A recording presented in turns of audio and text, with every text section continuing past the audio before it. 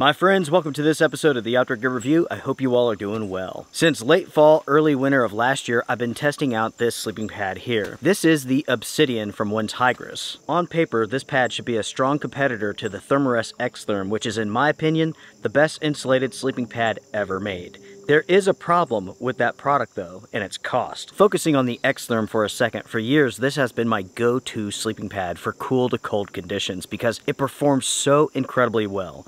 It's warm, it's comfortable, it's super lightweight. The truth is there's no sleeping pad out on the market today that's as impressive as that one there. There is a problem though with that product, and that is price. Focusing now on the Obsidian sleeping pad from OneTigris, many months ago I found out that OneTigris had brought this to the market. On paper, this looked to be a very strong competitor to the Xtherm, but get this, the price was low, it was reasonable. Not only was the price more reasonable, but at the same time, this pad featured some of the same technology that the Xtherm used.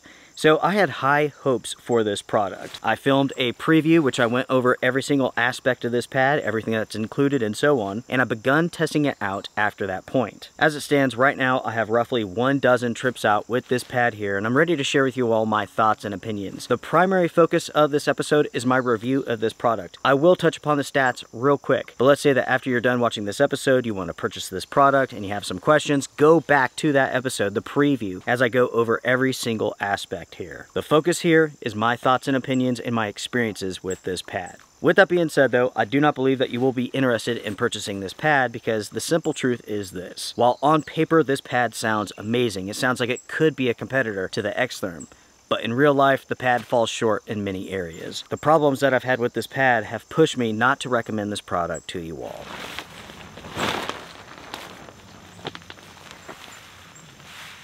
Inside of this storage bag, we have the Obsidian sleeping pad. We have a drop hole up here at the top.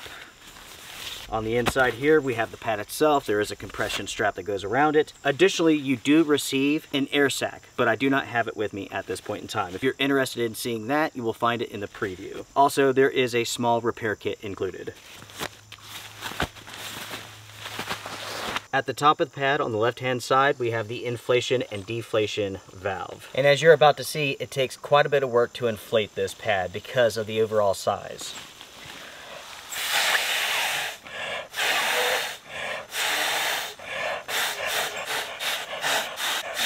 That's 10. Whew, that is 20 there. That's 30. That is 40. And to be honest, I'm quite lightheaded. So at 40, it's pretty taut. But with my experiences, you need to get it even fuller.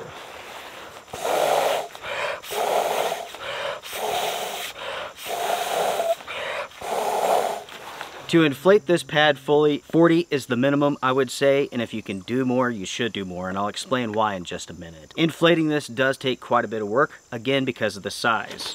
This is a very wide, very long, and also a very thick pad. Speaking of which, why don't we take a second here and let's go over the stats concerning this pad. The retail price is $80. As far as the materials go, you're looking at a 20 denier nylon outer shell. On the inside, we have multiple layers of aluminum foil. This aluminum material basically reflects back heat, and that's what gives this pad its R value. Speaking of which, the R value is 5.2, which is rather high for an air mattress. The weight of this pad is 2 pounds. It comes in one size, and you're looking at it. This is a rectangle shape sleeping pad. Color, dark gray only. When it's stored, it is 11 inches by 5.1 inches. When it's inflated, you're looking at a pad that is 74.4 inches long, 24.8 inches wide, and it's 3.1 inches thick. Lastly, you may be wondering what the weight limit is of this pad, and I have no idea. The company does not state this information. I'm personally at 180 and I've had no issues on this pad. Take that for what it's worth. With the stats out of the way, let's begin with my review, starting with the pros.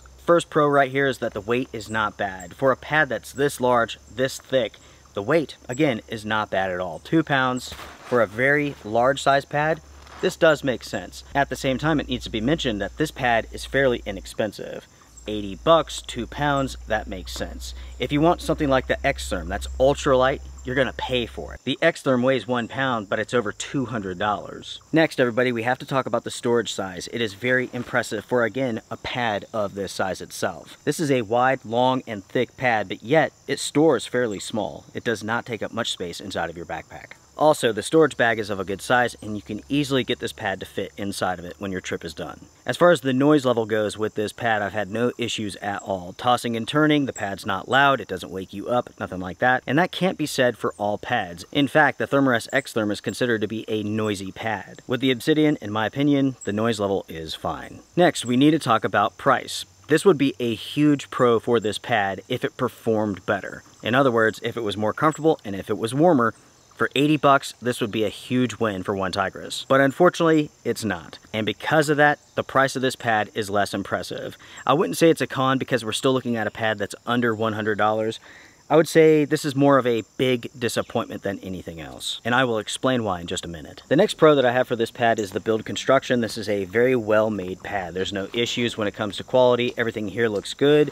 At the same time, the materials for this pad are top-notch. This is not made from polyester, an inexpensive polyester. We're looking at aluminum internals. We're looking at a nylon outside. In other words, the materials are top-notch for this pad. Additionally, I have to say that I like the fact that the company included an air sac for making the inflation process of this pad easier. Now everyone, let's turn our attentions over to the cons, because the cons that I have for this pad are major. Con number one is a big one, and that's comfort. I have tried over and over and over and over again to dial in the comfort settings with this pad here as far as firmness goes, and I simply cannot get it to be comfortable at all. I mentioned inflating this with roughly 40 breaths. I did 45 there. At 45, I was having a hard time getting any more air inside of this pad. Even with 45 breaths of air, I still touch the ground when I'm laying on this pad. Now let me explain this. Let me go into more detail. When I'm laying flat on my back, it's fine. If I make any sort of turn, any sort of movement, I go right into the dirt. If I'm on my side, I'm pushing down into the ground. To put it simply, as far as air mattresses go, I have found the comfort level of this pad to be one of the lowest I've tested yet. With every single trip out that I've taken with this pad, I've been uncomfortable. In fact, I've had more restless nights on top of this pad than any other pad I have ever tested. On paper, it should be great, but the simple fact is, this pad is lacking a strong enough structure to keep you off of the ground. Because of the comfort rating that I'm giving this pad, I simply would not recommend it to anyone. Next, everybody, we have to talk about the relatively high R value that OneTigris has given this pad. They state it's 5.2. I have to disagree 100%. I do not know where that rating has come from, what testing they've done to get to that point, but at no point in time have I found this pad to even feel remotely insulated. In fact, I have tested out insulated sleeping pads with a lower R value than this one here that are much warmer than this one. With the testing that I've done, it's especially noticeable when I use this pad and the next night I use a different pad. It's a night and day difference, not only in terms of comfort, but in terms of warmth. Even with temperatures around 50 degrees Fahrenheit, which is around 10 degrees Celsius, I believe, I have found this pad to be cold. It simply allows in too much cold from the ground, which should not be happening with an insulated pad such as this. If the R value was as high as the company claimed, you would feel your own body heat radiating back to you, and I simply do not feel that. What I feel is the cold from the ground coming through, and that's all. Next, we have to talk about inflating this pad. If you're going to do it via breath, it takes a long time. You will have to take some breaks because you're going to get lightheaded. Again, this is a large pad, it's a wide pad, and it takes a lot of air. Even when you're using the inflation bag, the air sac, it will take quite a bit of work to inflate this pad. What I recommend is some sort of air pump. Flextail has the, I think they call it the Zero. It is super small, ultra lightweight, and it does a great job of inflating this pad. Those are the big 3 cons that I have for this air mattress, and because these cons are so important, I cannot recommend this product. Again, I've had more restless nights on this pad because it's just simply not comfortable and it's cold than any other pad I've ever tested. This is such a letdown for this product because I had such high hopes for it. On paper, this pad should be perfect, but in the real world, it is not. When it comes to the Therm-a-Rest Xtherm, it simply has no competition at all. There are products that get close, but there's nothing that beats it. The saying that I've coined here on YouTube, buy once, cry once. It is true. In some cases, at least. All right, To wrap up my review of this product, I do not recommend it. It's not comfortable, it's not warm. The 5.2 R value rating for this, in my opinion, is not true. If you take the Xtherm sleeping pad, as soon as you lay down on it, you can feel your body heat radiating back to you.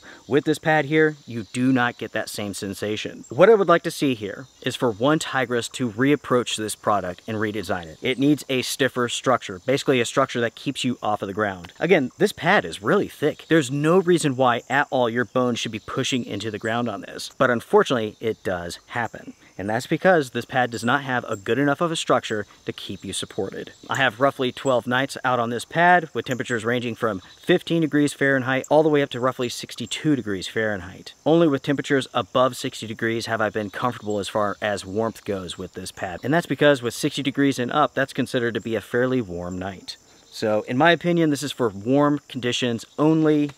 Unfortunately, it's not comfortable. I don't know why you'd purchase it, but hey, do what you want to. Folks, I am done. Make sure to comment down below, share your thoughts. What do you all think about the Obsidian sleeping pad from OneTigris? In your opinion, is it worth 80 bucks? If you happen to own this pad, what are your thoughts? What are your experiences? Share with the community down below. Thank you very much for tuning into this episode. If you found it helpful, hit the thumbs up before you go. I do appreciate it. Okay, folks, I'm done. See you later. Bye for now.